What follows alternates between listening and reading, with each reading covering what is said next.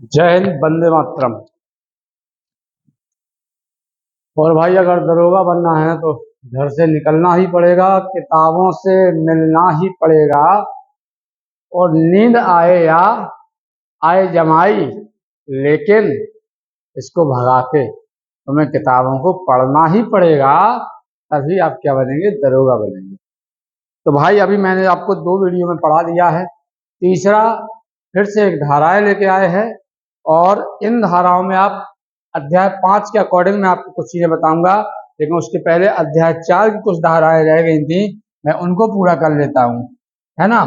और बेटा हर पेपर का एनालिसिस कीजिए। जैसे आज यूपीएससी का पेपर था, बड़ा प्यारा क्वेश्चन आया उसमें, है ना। मेरी क्लास से ही कई क्वेश्चन आप उठा के देख लीजिए, ओल्ड ईयर क्लास में क्लास से सीधे सीधे छपे हुए क्वेश्चन मिले हैं। तो अगर मन से वीडियो पढ़ोगे, मन से क्लास को देखोगे, तो जरूर आप यहाँ से क्वेश्चन सीधा आप अपने एग्जाम में पाएंगे, ठीक है। और इसके लिए मैं कहूँगा, इसलिए नहीं क्योंकि आप तो प्रीवियस ईयर मेरे वीडियो जो डले हुए हैं पुराने, वो देख लीजिए, और यूपीएससी का आज का पेपर देख लीजिए, तब आपको समझ में आ जाएगा कि कितना लेवल यहाँ से क्वेश्चन फंसा हुआ है, ठीक है। कहते हैं ना, चमक दमक नहीं, क्वेश्चन कंटेंट होना चाहिए। और बेटा मैंने वही कंटेंट आपको एग्जाम में फंसाया है, और इसमें भी मैं प्रयास करूंगा कि दरोगा का एग्जाम आते आते, फॉर्म आते आते, एग्जाम आते आते आपकी मूल विधि की समस्याएं खत्म हो जाएंगी। कहीं भी आप कहेंगे सर मुझे तो याद है, मेरी तैयारी कंप्लीट। चलिए बेटा हम लोग चलते हैं, आगे बढ़ते हैं, और आपराधिक षड्यंत्र रचवाते हैं, यानी आपराधिक षड्यंत्र 61 धारा से शुरू करते हैं। आपराधिक षड्यंत्र, आपराधिक षड्यंत्र में बेटा धारा 61 की बात कर लेते हैं हम लोग। धारा 61 ये क्या कह रही है, जरा सा इस पे फोकस करिए। धारा 61 कमेंट भी कर सकते हैं, कमेंट करते रहिए आप लोग, जो लोग जुड़े हुए हैं देखते रहिए। सीधा सीधा है। धारा 61 में आपराधिक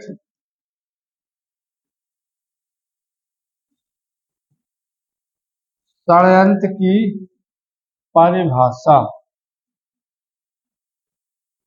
आपराधिक षड्यंत्र की परिभाषा की बात की गई है। अब परिभाषा में क्या है भाई, जब ये दो व्यक्ति मिलके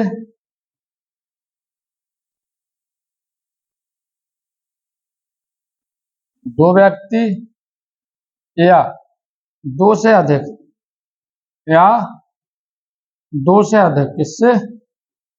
दो से अधिक। अगर दो और दो से अधिक व्यक्ति मिलकर,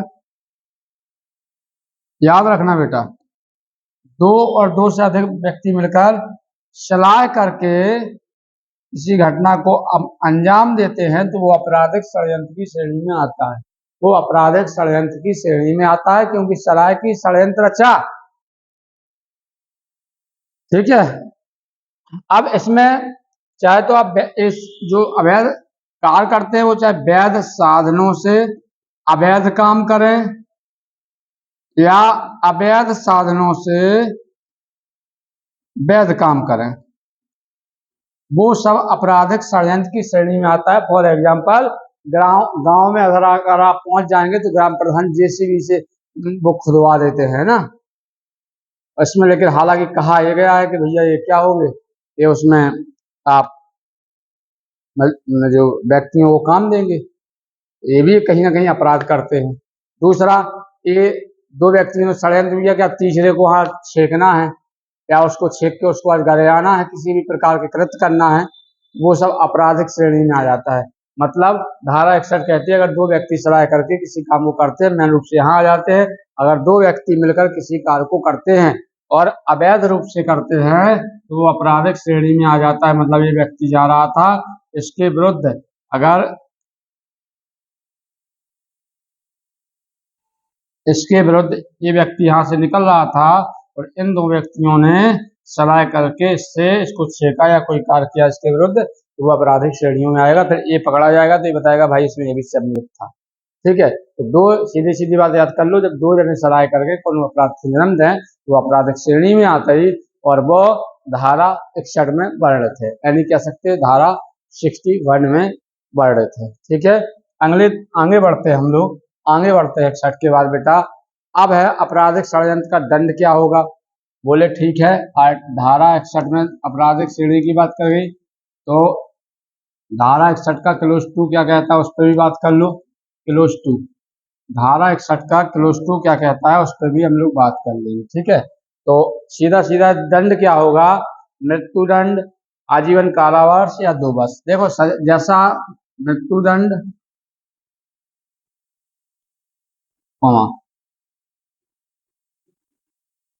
आजीवन कारावास या 2 वर्ष।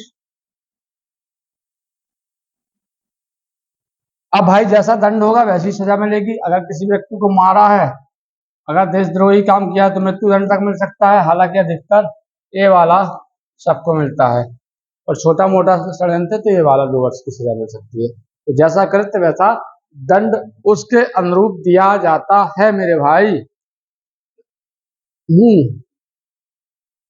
अब है अटेम्प्ट।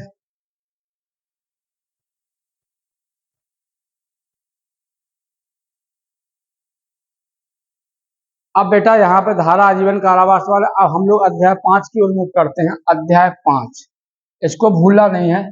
अध्याय 5 अगर पेपर में आ जाएगा, अध्याय 5, इसमें जितनी बात करेंगे हम अधिकतर महिला से संबंधित बात करने वाले हैं। अध्याय 5 में महिला एवं शिशु के विरुद्ध अपराध क्या है, महिला एवं शिशु के विरुद्ध, महिला एवं शिशु के विरुद्ध अपराध, शिशु के विरुद्ध अपराध। किसी महिला के साथ या किसी शिशु के साथ कोई गलत कृत्य करता है, अपराध करता है, तो यहाँ बताएंगे किस किस अपराध होते हैं और किस श्रेणी में रखा जाता है। बेटा इसको आप सबसे पहले आप धारा 63 समझिए। धारा 63 याद रखना, धारा 63 बलात् संघ। बलात् संघ, धारा 63 क्या, बलात् संघ की परिभाषा, बलात् संघ की परिभाषा। ठीक है, बलात् संघ की परिभाषा, यानी कि रेप की बात कर रहे हैं, ये बलात् संघ क्या हो जाएगा बेटा, रेप। तो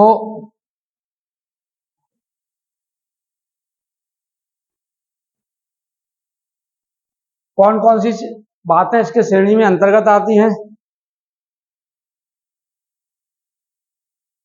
और पहले इसका उल्लेख, पहले इसका उल्लेख, पहले इसका उल्लेख आईपीसी की धारा 376 में किया गया था। आईपीसी की धारा किसमें बेटा, आईपीसी की धारा 376 में किया गया था। ठीक है, उसमें था महिला की इच्छा के विरुद्ध। ठीक है, महिला कह सकते हो,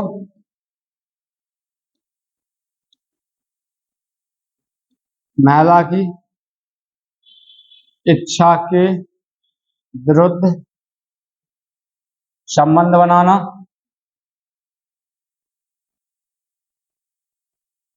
दूसरा 18 वर्ष से कम आयु, कम आयु। ठीक है, 18 वर्ष से अगर बेटा कम आयु की महिला के साथ आप सम्मति करते हो, 18 वर्ष से कम आयु की महिला, महिला के साथ सम्मति।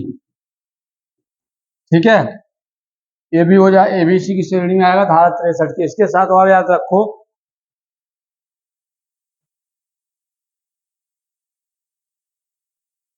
अगर कोई पुरुष अपनी पत्नी के सम्मति के बिना, यानी कोई पति पति अपनी अलग रह रहे हैं, अलग रह रहे हैं, कोई पति और पत्नी क्या रहे, पृथककरण है पति और पत्नी पृथककरण, यानी अलग शब्द यूज कर सकते हैं अपनी, अलग रह रहे और उस स्थिति में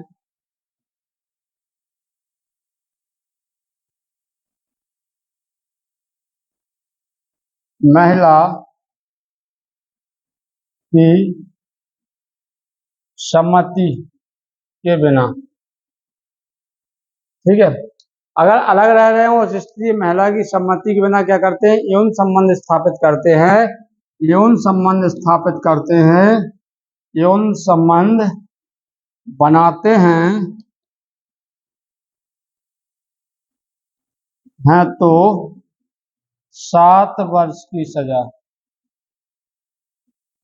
7 वर्ष की बेटा क्या हो सकती है, सजा हो सकती है, और जुर्माने का भी प्रावधान है। एक चीज और है, कई आपने देखा होगा कई महिलाओं के साथ घटना घट जाती है, उनको नशा का सेवन करा दिया जाता है, तो किसी को इसी प्रकार से नशा या पागलपन के दौरान सम्मति बनाना,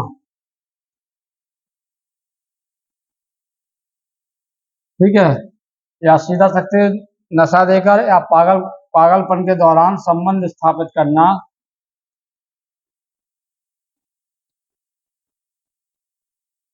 भी आपकी धारा 63 के अंतर्गत आती है।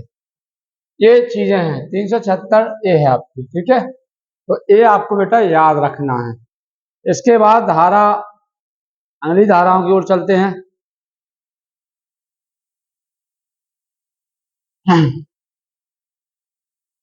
अब कई बार क्या होता है, कई बार महिलाएं पुरुष अपनी पहचान छुपाकर शादियां कर लेते हैं, तो इसके लिए भी धारा बनी है बेटा। धारा कैसी बनी है, धारा 69 के पास जाइए। धारा 69, धारा 69 में अगर हम संवैधानिक शब्द बोलेंगे तो उसका नाम है प्रवंचना, प्रवंचनापूर्ण, प्रवंचनापूर्ण, ठीक है, प्रवंचनापूर्ण, प्रवंचनापूर्ण साधन का प्रयोग, प्रवंचनापूर्ण साधन का प्रयोग। अब बेटा ये ध्यान रखो, सीधा सीधी बात है, हम आपकी भाषा में अगर बात कर लेते हैं। धारा 69 ने सीधा आपसे क्या रखा है, आप अपनी पहचान छुपा रहे, आप लोभ दे रहे किसी को, और आप उसके साथ क्या होता है, ये व्यक्ति जाएगा वो कहेगा, पहचान छुपाएगा, उसके बाद विवाह कर लेगा, और जब ससुराल में बिटिया या लड़का किसी की भी पहचान छुपी होगी, तब सामने आएगा तो पता चलेगा ये कोई, मैं तो इसको समझा था कुछ और निकला ये कुछ और, ठीक है। दूसरा, लोभ, कहेगा मेरे पास ये है वो है, लालच देगा, मैं तुम्हें ये करूंगा, तुम्हारे लिए बढ़िया महल बनवाऊंगा, या इस प्रकार की कई प्रकार की बातें करता है, तो वो भी धारा, और शादी कर लेता है तो वो भी धारा 69 के अंतर्गत आएगा। या लोभ लालच देकर नौकरी लगवाने का झांसा देता है, शादी का झांसा देता है, हालांकि शादी यहाँ विवाह है, यहाँ शादी नहीं करेगा वो, जहाँ लोभ और लालच देगा और उससे संबंध स्थापित करेगा, या उसको किसी गलत करने के लिए कहेगा, ऐसी स्थिति में धारा 69 का प्रयोग करेंगे। या किसी को ऐसा भी हो सकता है बेटा कि अपनी पहचान ओरिजिनल बताएगा, पहचान क्या बताएगा, आइडेंटिटी जो है सही बताएगा, राइट करेगा, और कहेगा मैं आपसे शादी कर लूंगा। उसके बाद लिव इन रिलेशनशिप में कई सालों तक रहता है, उसके बाद गर्ल्स या बॉयज कोई भी हो सकता है, फिर शादी करने से मना कर देता है, तो ऐसी स्थिति में धारा 69 का प्रयोग किया जाएगा, क्योंकि इतने साल साथ रहने के बाद आपने जो है कानूनन अपराध किया है, तो आपको शादी ही करनी पड़ेगी। तो ये भी बेटा धारा 69 ही है, प्रवंचनापूर्ण साधन का प्रयोग। तो ये सारी चीजें आपको याद हो गई होंगी, मुझे उम्मीद है। अब आप आइए धारा 70, हालांकि इसमें 1 वर्ष का ही कारावास है और दंड का जुर्माना अधिक हो सकता है। 1 वर्ष का कारावास है, कारावास और प्लस दंड का जुर्माना, दंड जुर्माना, जुर्माना में पैसे वगैरह जो भी वहां पे तय होगा वो अलग विषय है। चलिए आगे चलते हैं। अब इधर आप आ जाइए, यहाँ धारा 70, धारा 70, धारा 70 धारा 70 है गैंग रेप, सीधा सीधी बात करेंगे तो गैंग रेप, निर्भया कांड जो हुआ था, ठीक है, ये धारा 70 का ही अपराध था, गैंग रेप। गैंग रेप वो तो उससे भी खतरनाक काम किए थे, है ना। जब दो या दो से अधिक व्यक्ति, दो या दो से अधिक व्यक्ति, ठीक है, जब दो या दो से अधिक व्यक्ति बेटा क्या करते हैं, समूह बनाकर रेप की घटना को अंजाम देते हैं। व्यक्ति समूह बनाकर रेप की घटना को अंजाम देते हैं। धारा 70 का प्रयोग किया जाता है बेटा, किसका, धारा 70 का प्रयोग किया जाता है। और इस कुकृत्य के लिए बेटा इसमें 20 वर्ष की सजा का प्रावधान था, 20 वर्ष, ठीक है, 20 वर्ष और आजीवन कारावास भी हो सकती थी।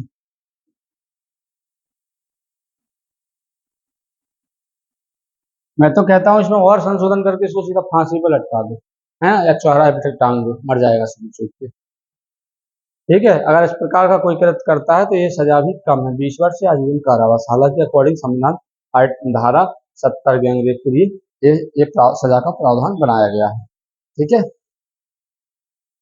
और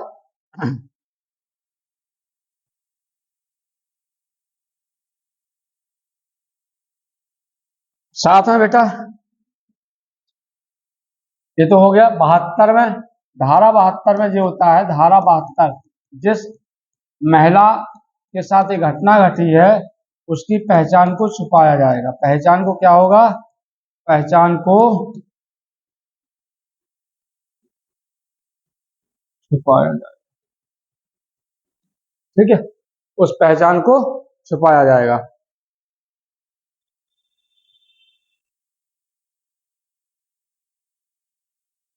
और अगर कोई मीडिया या कोई इस घटना को, जो कानून कोर्ट में केस चल रहा है, उसको प्रिंट कर देता है तो उसको 2 वर्ष का जुर्माना 2 वर्ष की सजा या जुर्माना, सजा प्लस जुर्माना लग सकता है। याद रखना धारा 72, ठीक है, धारा 72 वही है जो आपका 70 में घटना घटी, उसको धारा 72 में छिपाना है और कार्रवाई करवाना है।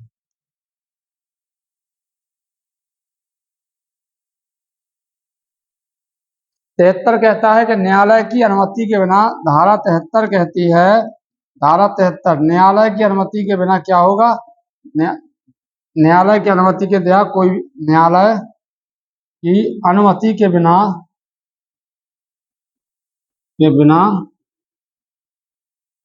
कोई भी सूचना प्रिंट नहीं की जाएगी, प्रिंट नहीं की जाएगी।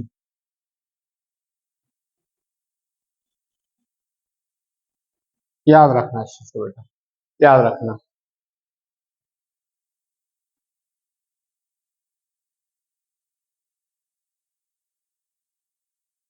और भी बेटा आगे हम लोग पढ़ेंगे। अभी